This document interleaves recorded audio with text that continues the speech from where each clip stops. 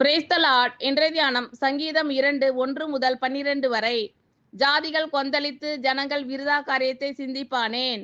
கர்த்தருக்கு விரோதமாகவும் அவர் அபிஷேகம் பண்ணினவருக்கு விரோதமாகவும் பூமியின் ராஜாக்கள் எழும்பி நின்று அதிகாரிகள் ஏகமாய் ஆலோசனை பண்ணி அவர்கள் கட்டுகளை அறுத்து அவர்கள் கயிறுகளை நம்மை விட்டு எரிந்து போடுவோம் என்கிறார்கள். பரலோகத்தில் வீற்றிருக்கிறவர் நகைப்பார், ஆண்டவர் அவர்களை இகழுவார். அப்பொழுது அவர் தமது கோபத்திலே அவர்களோடே பேசி தமது உக்கிரத்திலே அவர்களை கலங்க பண்ணுவார்.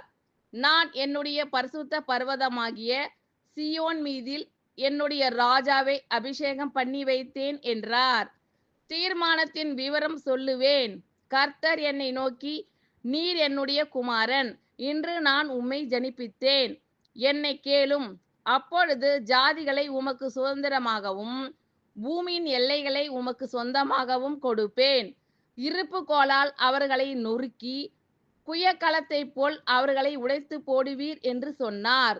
இப்போதும் ராஜாக்களே உணர்வடையுங்கள், பூமியின் நியாயாதிபதிகளே எச்சரிக்கையாயிருங்கள்.